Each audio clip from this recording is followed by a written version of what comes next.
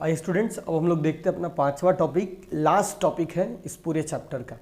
अगर ये पांचवा टॉपिक आप लोग ध्यान से एक बार ध्यान से सुन लेते समझ लेते हैं तो लगभग ये पूरा का पूरा चैप्टर बोलिए आपका क्या हो जाएगा, समाप्त हो जाएगा। तो स्टूडेंट्स इसीलिए मैं आपसे बार बार रिक्वेस्ट कर रहा हूँ कि पूरा वीडियो को ध्यान से देखिए, तभी आपको ये पूरा चैप्टर क्लियर होगा। देखिए बहुत छोटा सा टॉपिक है और ऐसा टॉपिक है स्टूडेंट्स जो मोस्ट ऑफ पॉइंट्स आप लोग को पहले से क्लियर होगा, पहले से आप लोग जानते होंगे। एक बार मैं उस सारे टॉपिक को, क्योंकि 10th क्लास का ये टॉपिक है, 10th क्लास में भी ये स्टूडेंट्स पढ़ाया गया होगा आपको, इसीलिए मैं सारे टॉपिक को एक बार रिकैप कर देता हूँ, बता देता हूँ थोड़ा सा शॉर्ट में लेकिन समझा देता हूँ पूरा क्या मामला है इसका। देखिए स्टूडेंट्स, सबसे पहले टॉपिक का नाम है सॉप। क्लींसिंग एजेंट एक्चुअली में टॉपिक है। तो क्लींसिंग एजेंट जानते हैं, सॉप एंड क्या होता है, डिटर्जेंट्स होते हैं। तो कोई भी आपसे पूछे कि क्लींसिंग एजेंट्स में नॉर्मली आते हैं कौन कौन से, तो सॉप और बोलिए डिटर्जेंट्स। आइए स्टूडेंट पहले बात करें हम लोग सॉप के ऊपर कि सॉप होता क्या है। तो सॉप नॉर्मली बाबू याद करना है कि सोडियम और पोटेशियम सॉल्ट होता है। Soap is a sodium and potassium salt. या तो ये सोडियम का सॉल्ट हो सकता है या बोलिए पोटेशियम का सॉल्ट हो सकता है, of long chain fatty acid. ध्यान दीजिए, of long chain fatty acid का मतलब क्या हुआ कि जो लॉन्ग चेन का कार्बन होगा, वो कार्बन जिसमें कार्बन्स एक दूसरे से एक लंबे चेन में कनेक्टेड होंगे, और वो भी कौन सा होना चाहिए, फैटी एसिड। फैटी एसिड पता है ना, मिनिमम 15 कार्बन वाले होते हैं। तो मिनिमम 15 कार्बन वाले को फैटी एसिड बोलते हैं, और उसी के या तो सोडियम या पोटेशियम सॉल्ट को आप लोग चाहो तो बोल सकते हो कि सॉप है। ध्यान दीजिए, लॉन्ग चेन फैटी एसिड्स में आप लोग चाहें तो स्टेरिक एसिड ले सकते हैं, ओलिक एसिड ले सकते हैं, स्टूडेंट्स पाल्मेटिक एसिड ले सकते हैं, ये सब आते हैं। स्टेरिक एसिड में नॉर्मली 17 कार्बन होता है, 17 कार्बन, C17H35COOH फॉर्मूला होता है। पाल्मेटिक एसिड में 15 कार्बन होता है, C15H31COOH होता है स्टूडेंट्स। तो कहने का मेरा मतलब यही है स्टूडेंट, आपको ध्यान में रखना होगा कि सोडियम या पोटेशियम सॉल्ट होना चाहिए, या तो वो सोडियम से मतलब कि ड्राइव होना चाहिए या पोटेशियम होना चाहिए, और क्या होना चाहिए, तो लॉन्ग चेन फैटी एसिड, मतलब कार्बन का एक बहुत बड़ा उसमें चेन होना चाहिए फैटी एसिड्स का। देखिए इस चीज को मैंने यहां एक आपको एग्जांपल से समझाया। देखिए ये एक ग्लिसरल एस्टर है। देखिए स्टूडेंट, ग्लिसरल एस्टर है क्योंकि ये स्टेरिक एसिड से बना हुआ है। बोलिए किससे बना हुआ है, ये ग्लिसरल एस्टर है, स्टेरिक एसिड से बना हुआ है। जब ये ग्लिसरल एस्टर 3NaOH से रिएक्शन करता है, देखिए स्टेरिक एसिड मैंने बोला ना C17H35COOH होता है, तो H होता है यहां पर, देखिए ये CH2 के बदले में, लेकिन एस्टर बनाने के लिए इसको कार्बन से क्या कर दिया गया, इसको H को CH2 से रिप्लेस कर दिया गया, तो ये बन गया ग्लिसरल एस्टर।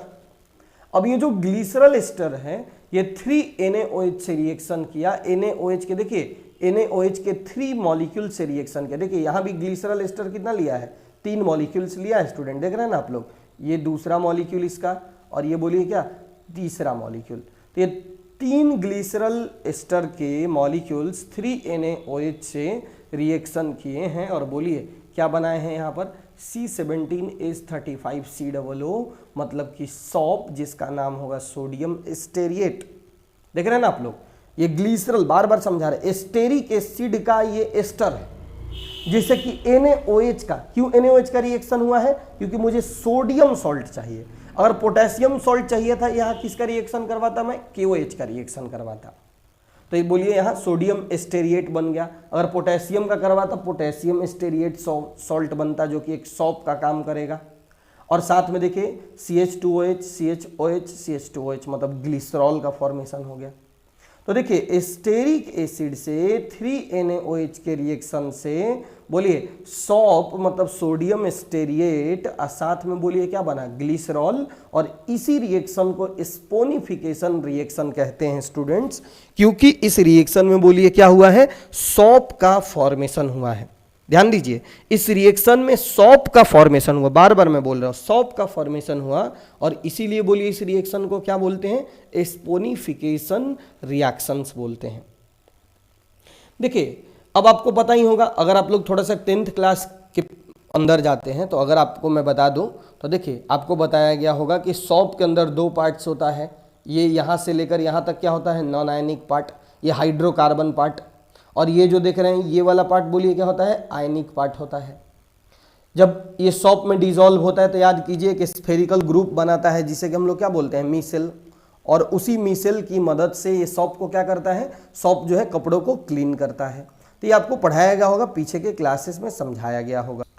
अब देखिए स्टूडेंट्स, हम लोग बात करें तो हमने समझा ना कि सॉप क्या है, तो सोडियम और पोटेशियम सॉल्ट होता है। ओ भी किसका, तो लॉन्ग चेन फैटी एसिड का। अब देखिए स्टूडेंट्स, हम लोग नेक्स्ट टॉपिक में बोलिए क्या बात किए, फिर हमने बात किया ना कि जब भी हम लोग क्या करते हैं, सॉप का फॉर्मेशन करते हैं तो उस रिएक्शन को स्पोनिफिकेशन बोलते हैं। आइए बात करें तो नेक्स्ट हमारे पास टाइप्स ऑफ सॉप है। स्टूडेंट्स, टाइप्स ऑफ सॉप तो बहुत तरह के यहाँ पे एनसीईआरटी के बुक में लिखा हुआ है, जैसे देखोगे आप लोग तो टॉयलेट सॉप हो गया, ट्रांसपेरेंट सॉप हो गया, मेडिकेटेड सॉप हो गया, सेविंग सॉप हो गया, लॉन्ड्री सॉप हो गया। तो बहुत तरह के सॉप्स जो हैं आपको एक्सप्लेन किया गया। देखिए टॉयलेट सॉप में क्या दिया गया है, तो अच्छे क्वालिटी के जो फैट्स होते हैं ना, उनसे हम लोग, देखिए अच्छे क्वालिटी के फैट और ऑयल से नॉर्मली हम लोग टॉयलेट सॉप बनाते हैं। ध्यान दीजिए कि इनमें जो एक्सेस अल्कली होता है, एक्सेस अल्कली मतलब एक्सेस बेस की जो मात्रा अधिक होती है तो उसको रिमूव करना पड़ता है। उसको बनाने के बाद उसमें कलर और बोलिए परफ्यूम्स वगैरह ऐड कर दिया जाता है जिससे कि वो अच्छा खासा अट्रैक्टिव हो जाए। स्टूडेंट्स कुछ नहीं है यार, अच्छे से एक बार ध्यान से पढ़ लेने से पूरा चैप्टर ये क्लियर है। कुछ नहीं, रटने वाला चैप्टर है, रट लोगे थोड़ा बहुत हो जाएगा एकदम। उसके बाद दिया है ट्रांसपेरेंट सॉप।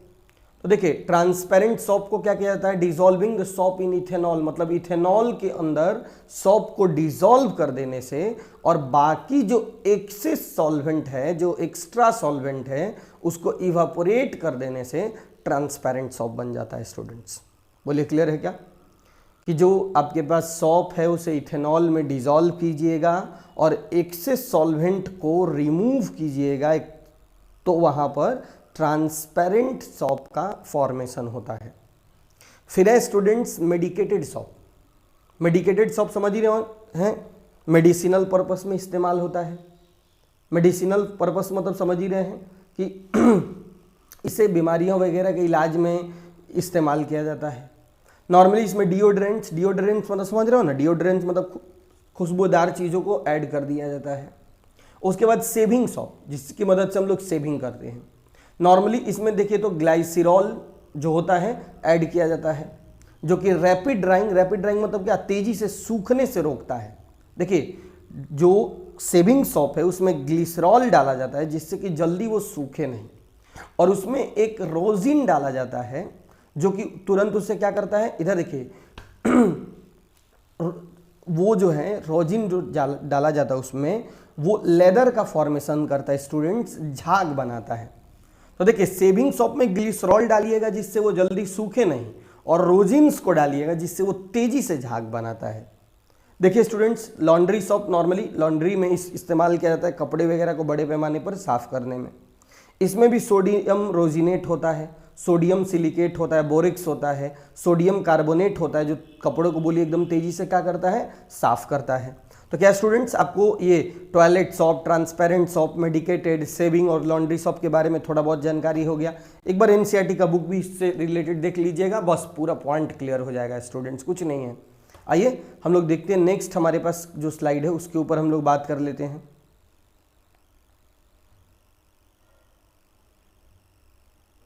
तो देखिए नॉर्मली जो soap that float in water are made by beating tiny air bubble before their hardening, मतलब क्या हुआ कि जो सॉप पानी में तैरते हैं उन सॉप्स को हम लोग कैसे बनाते हैं स्टूडेंट्स, आप लोग देखिएगा।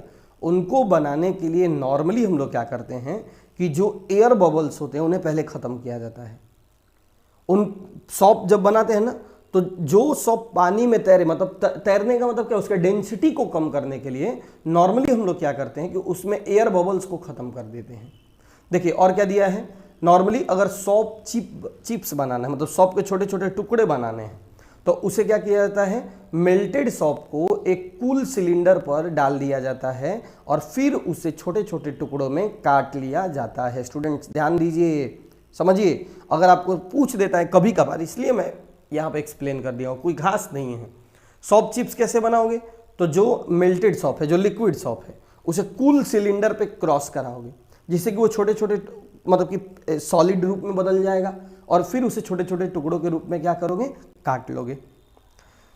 देखिए इसके अलावा soap granules are dried miniature soap bubbles. मतलब क्या हुआ, सॉप ग्रेन्यूल्स अगर बनाना है, तो अगर आपको सॉप का छोटा छोटा टुकड़ा बनाना है तो उसे आप सॉप बबल्स को क्या करोगे, ड्राइड करके बनाओगे।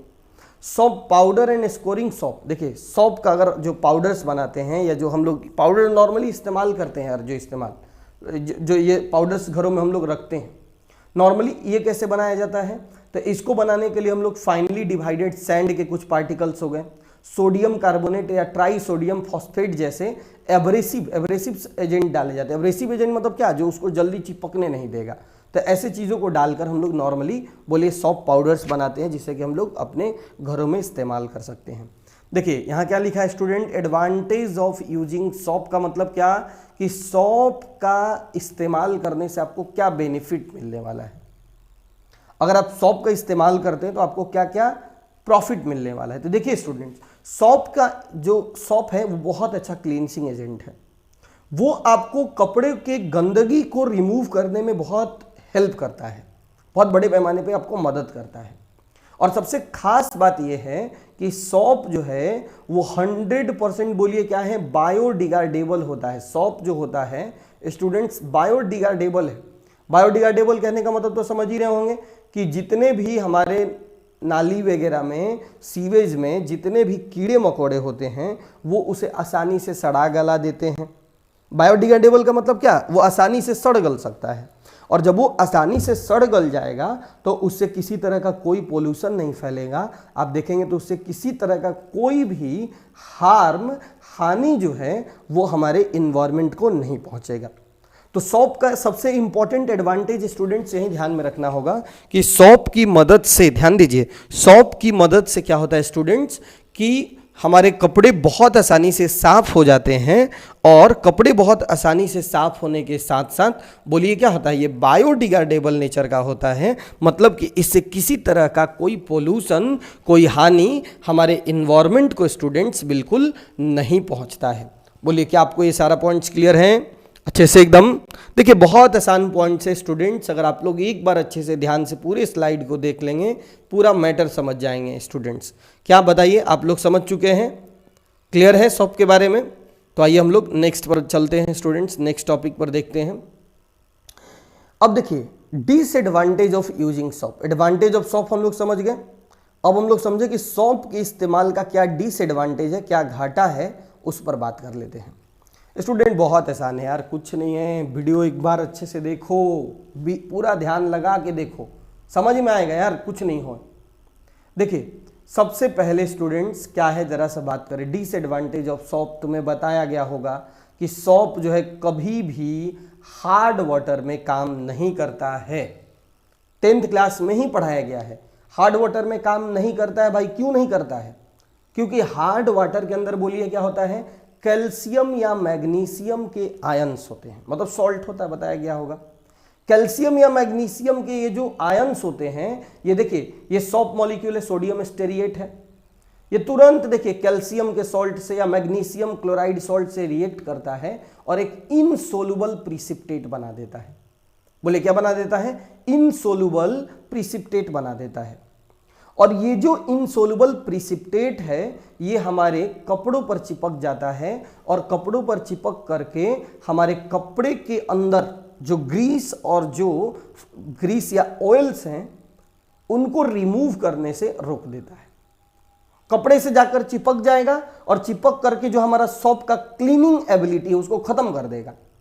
कपड़े के अंदर गंदगी जो है उसको चिपकाए रखेगा और गंदगी को हटने नहीं देगा। सॉप के जो इफेक्टिव प्रॉपर्टीज हैं, सॉप का जो क्लींसिंग प्रॉपर्टी है उसको होने ही नहीं देगा। ये सॉप के अंदर स्टूडेंट्स डिसएडवांटेज है, ये इसके अंदर बहुत बड़ी कमी होती है। यही नहीं, सॉप का दूसरा सबसे बड़ा कमी है स्टूडेंट, एसिडिक मीडियम में कभी काम नहीं करता है। क्या करता है एसिडिक मीडियम में? देखिए present in solution precipitate insoluble free fatty acid while adhere to the fabric. मतलब क्या कि एसिडिक मीडियम्स में ये तुरंत रिएक्ट करके एक इनसोलुबल प्रिसिपिटेट बना देगा। जो इनसोल्युबल प्रिसिपिटेट कपड़े से चिपक जाएगा और कपड़े से चिपक कर बोलिए क्या करेगा, जो क्लीनिंग एबिलिटी है उसको खत्म कर देगा। स्टूडेंट्स क्या आप लोग समझे पूरा? सॉप का डिसएडवांटेज क्या है? तो स्टूडेंट्स सॉप के बारे में आप कोई पूछे बता सकते हैं ना, सॉप इज द सोडियम और potassium salt of long chain fatty acid, जैसे कि पाल्मेटिक हो गया, ओलिक हो गया, एस्टेरिक एसिड हो गया। सॉप के फॉर्मेशन के रिएक्शन को स्पोनिफिकेशन बोलते हैं। मैंने बता भी दिया इसके दो पार्ट है, एक आयनिक एक नॉन आयनिक। वाटर में डिजोल्व होने पे स्फेरिकल ग्रुप बनाता है जिसे मिसेल बोलते हैं, और उस मिसेल के थ्रू ये कपड़े को क्या करता है स्टूडेंट्स, साफ करता है। क्लियर है? फिर हमने पढ़ा एडवांटेज ऑफ सॉप, तो बायोडिग्रेडेबल है। डिसएडवांटेज ऑफ सॉप में क्या समझा स्टूडेंट, तो ये कभी हार्ड वाटर में काम नहीं करेगा, क्योंकि हार्ड वाटर में बोलिए क्या करता है, ये एक इनसोल्युबल प्रिसिपिटेट बना देता है, जो इनसोल्युबल प्रिसिपिटेट कपड़ों पर चिपक जाता है और कपड़े को साफ होने से रोक देता है। एसिडिक मीडियम में भी सेम कंडीशन है, इनसोल्युबल प्रिसिपिटेट बना देता है, कपड़े से चिपक जाता है और कपड़े को साफ होने से स्टूडेंट्स रोक देता है। क्या यहां तक आपको पूरा पॉइंट क्लियर? बताइएगा, अच्छे से क्लियर है? आइए हम लोग नेक्स्ट टॉपिक पर चलते हैं। नेक्स्ट टॉपिक पर बात करते हैं स्टूडेंट्स, और नेक्स्ट टॉपिक है हमारा स्टूडेंट डिटर्जेंट्स। तो देखिए स्टूडेंट्स, बात करें अब हम लोग डिटर्जेंट्स के ऊपर कि डिटर्जेंट्स क्या होता है। तो देखिए detergents are sodium salt of long chain alkyl benzene sulphonic acid और sodium salt of long chain alkyl hydrogen sulphate. थोड़ा सा ध्यान दीजिए स्टूडेंट, सभी लोग सुनेंगे अच्छे से, थोड़ा सा पॉइंट्स है, एकदम ध्यान से सुनिएगा। देखिए डिटर्जेंट क्या है, तो ये सोडियम सॉल्ट है, मतलब ये पोटेशियम सॉल्ट नहीं होता है, हमेशा सोडियम सॉल्ट होता है। किसका? तो लॉन्ग चेन बेंजीन, बेंजीन मतलब उसमें एक बेंजीन रिंग होगा। सल्फोनिक, सल्फोनिक मतलब क्या कि उसमें SO3H ग्रुप रहेगा। तो SO3H से क्या होगा, H हटेगा, वहां सोडियम जुड़ जाएगा और वहीं हो जाएगा डिटर्जेंट। देखिए यहां देखिए, ये एक लॉन्ग चेन, देखिएगा स्टूडेंट्स थोड़ा सा आप लोग ध्यान देकर, ये क्या है समझिए, ये लॉन्ग चेन है, लॉन्ग कार्बन का चेन है, लगभग 12 कार्बन से, बेंजीन है, SO3 जुड़ा हुआ है और इस H के बदले में यहाँ सोडियम जुड़ गया, मतलब ये सोडियम सॉल्ट है। किसका सोडियम सॉल्ट हो गया? तो लॉन्ग चेन बेंजीन SO3 मतलब कि सल्फोनिक, तो long chain benzene sulphonic acid के सोडियम सॉल्ट को डिटर्जेंट्स बोलते हैं। इसका नाम देख रहे हैं स्टूडेंट, क्या लिखा है? सोडियम, क्योंकि सोडियम सॉल्ट है। डोडेकाइल, डोडेकाइल मतलब क्या, इसमें 12 कार्बन होंगे, देख सकते हैं आप लोग 12 कार्बन, यहाँ 11 और एक 12 कार्बन। बेंजीन सल्फोनिक को सल्फोनेट कहा गया क्योंकि एस्टर फॉर्म में होता है। तो देख लीजिए, तो डिटर्जेंट्स कोई भी पूछे तो बता सकते हैं ना अब आप लोग कि ये सोडियम सॉल्ट है long chain benzene sulphonic acid का। देखिए स्टूडेंट, डिटर्जेंट्स को हम लोग चाहें तो बांट सकते हैं। सबसे पहला उसका टाइप अनआयनिक डिटर्जेंट में। देखिए अनआयनिक डिटर्जेंट्स, अनआयनिक डिटर्जेंट, कटायनिक डिटर्जेंट और न्यूट्रल डिटर्जेंट, ये 3 टाइप्स में बांटते हैं। सबसे पहले अनआयनिक डिटर्जेंट्स में क्या होता है, तो नॉर्मली इसमें भी वही होता है स्टूडेंट्स। देखिए स्टूडेंट्स, तो अनआयनिक डिटर्जेंट बोले ना, वही हुआ कि वो डिटर्जेंट जिसका लॉन्ग चेन जो होगा उस पर अनायन होगा। देखिए स्टूडेंट, जिसका लॉन्ग चेन पर अनायंस हो तो उसे हम लोग अनायनिक डिटर्जेंट्स का नाम देते हैं। देख लीजिए, फिर से समझा रहे हैं, जिसके लॉन्ग चेन वाले पार्ट पर अनायन हो तो उसे हम लोग अनायनिक डिटर्जेंट्स का नाम देते हैं। देखिए ये कैसे बनते हैं उस पर आइए आप लोग, देखिए यहाँ समझाते हैं। देखिए इसको बनाने के लिए पहले तो हम लोग लॉन्ग चेन एक अल्कोहल लेते हैं। देखिए यहाँ लॉरियल अल्कोहल लिया गया है, लॉन्ग चेन अल्कोहल पहले लीजिएगा। देख लीजिए, समझिए, अनायनिक अगर बनाना होगा तो लॉन्ग चेन अल्कोहल लीजिए। उस लॉन्ग चेन अल्कोहल को पहले आप एसिड से रिएक्ट करवाएंगे, जैसे H2SO4 से, तो वो बनेगा देखिए क्या, यहाँ लॉरियल सल्फेट मतलब सॉल्ट का फॉर्मेशन करेगा। फिर वो सॉल्ट एक बेस से रिएक्शन करेगा और देखिए अनायनिक डिटर्जेंट्स का फॉर्मेशन करेगा। देखिए अब इसके लंबे पार्ट्स पर देखिए तो क्या है, निगेटिव चार्ज है, देख रहे हैं ना, इसके लंबे पार्ट्स पर निगेटिव चार्ज है, तो निश्चित तौर पे ये अनायनिक डिटर्जेंट है। तो कोई पूछे अनायनिक डिटर्जेंट बनेगा कैसे, तो लॉन्ग चेन अल्कोहल को एसिड से मिलाने पर सॉल्ट बनता है और उस सॉल्ट को बेस से मिलाने पर आपको अनायनिक डिटर्जेंट्स का फॉर्मेशन होता है। नॉर्मली ध्यान देना होगा कि ये जो अनायनिक डिटर्जेंट्स होते हैं, बोलिए आप कहाँ यूज करते हैं। देखिए ये डिश वाटर लिक्विड मतलब घर में जो बर्तन साफ करने वाले लिक्विड्स होते हैं ना, या लॉन्ड्री में जो पाउडर्स इस्तेमाल होते हैं, जो बड़े लॉन्ड्री वाले जो कपड़े साफ करते हैं वो पाउडर इस्तेमाल जो करते हो ना, घर में भी करते हैं यार, या डिश वाटर लिक्विड्स, ये सब जो है बोलिए क्या है, अनायनिक डिटर्जेंट्स का यूज होता है। ये ध्यान में रखना होगा कि अनायनिक डिटर्जेंट चाहे एसिडिक हो, ध्यान दीजिए, या चाहे एसिडिक हार्ड वाटर हो, फिर भी उसमें इफेक्टिवली काम करता है। लेकिन ध्यान दीजिएगा कि they are effective slightly in acidic solution, your soap do not work effectively. मतलब देखिए ये जो है अनायनिक डिटर्जेंट, ये थोड़ा सा एसिडिक मीडियम में हल्का फुल्का काम करेगा, ध्यान दीजिए, काम करेगा, हल्का फुल्का काम करेगा।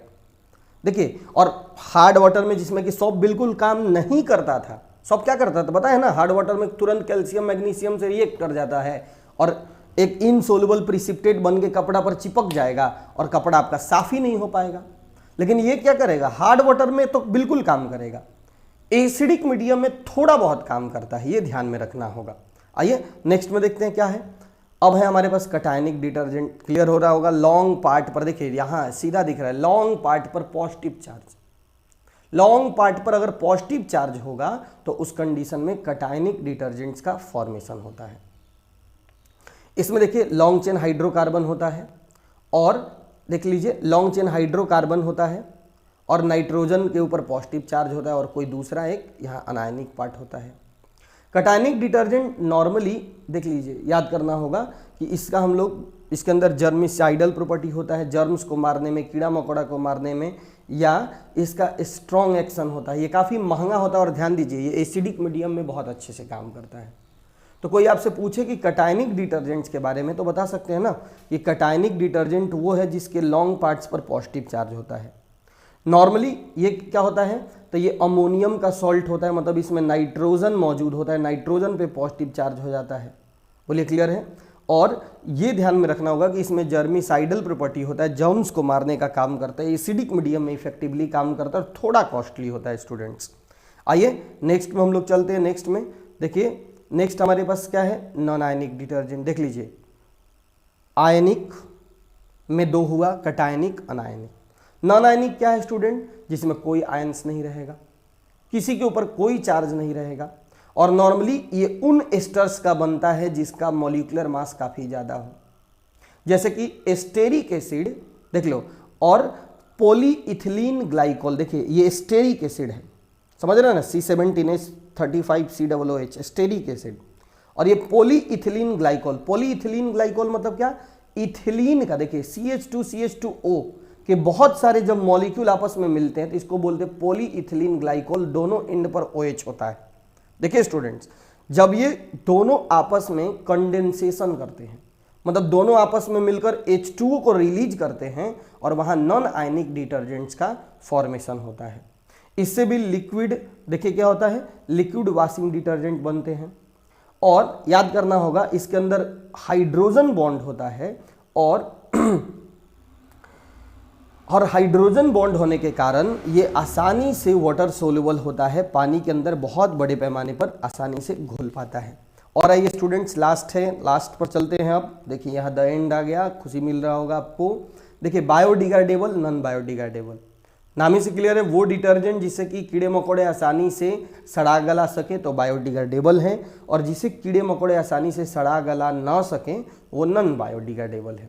नॉर्मली वो हाइड्रोकार्बन जिसमें एकदम स्ट्रेट चेन्स में सारे कार्बन होते हैं तो वो बायोडिग्रेडेबल होता है, लेकिन अगर ब्रांच चेन में कार्बन्स हो तो वो नॉन बायोडिग्रेडेबल है। स्टूडेंट्स बायोडिग्रेडेबल होगा उससे कोई पोल्यूशन नहीं होता है, लेकिन नॉन बायोडिग्रेडेबल से बोलिए क्या होता है, पोल्यूशन होता है।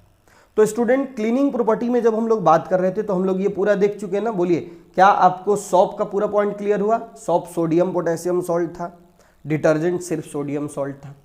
वो लॉन्ग चेन फैटी एसिड का था, ये long chain benzene sulphonic acid का था। वो हार्ड वाटर में काम नहीं कर रहा था और डिटर्जेंट हार्ड वाटर में काम कर रहा था। वो एसिडिक में भी काम नहीं कर रहा था, ये एसिडिक में भी काम कर रहा था। ध्यान देना होगा दोनों में। आप लोग 10th क्लास वाला थोड़ा बहुत तो पॉइंट जानते ही होंगे निश्चित तौर पे कि एक आयनिक पार्ट होता है, एक नॉन आयनिक पार्ट होता है। वाटर में डिसॉल्व करने पर आयनिक पार्ट वाटर से जुड़ता है और नॉन आयनिक पार्ट बोलिए क्या होता है, ये ऑयल या ग्रीस से जुड़ता है और मिलकर एक स्फेरिकल ग्रुप बनाता है जिसको हम लोग मिसेल बोलते हैं। और उसी मिसेल के थ्रू जब कपड़े को रगड़ा जाता है तो सरफेस टेंशन की वजह से वो कपड़ा साफ हो जाता है। ये इसका क्लींसिंग एक्शन हो गया, जो कि आप लोग को पढ़ना नहीं है। तो आप स्टूडेंट्स अच्छे से पूरा वीडियो देख लें, पार्ट 1 और पार्ट 2 सारे वीडियो को देख लें और आप देख सकते हैं कि आसानी से आपका ये पूरा का पूरा चैप्टर मैंने एक्सप्लेन कर दिया है। आपको पूरे चैप्टर में ड्रग, उसका क्लासिफिकेशन, ड्रग किसी टारगेट पर कैसे काम करता है, इसके अलावा आपको बता दिया गया कि डिफरेंट क्लास ऑफ ड्रग्स कौन कौन से हैं, फूड के अंदर जो एडिटिव्स कौन कौन से हैं, और क्लींसिंग एजेंट, सॉप और डिटर्जेंट को शॉर्टकट में मैंने आपको डिस्कस कर ही दिया है स्टूडेंट्स। तो देखिए अब ये पूरा चैप्टर समाप्त होता है। अब हम नेक्स्ट में अब आपको एनसीईआरटी के कुछ पॉइंट्स का एक्सप्लेनेशन दिया जाएगा।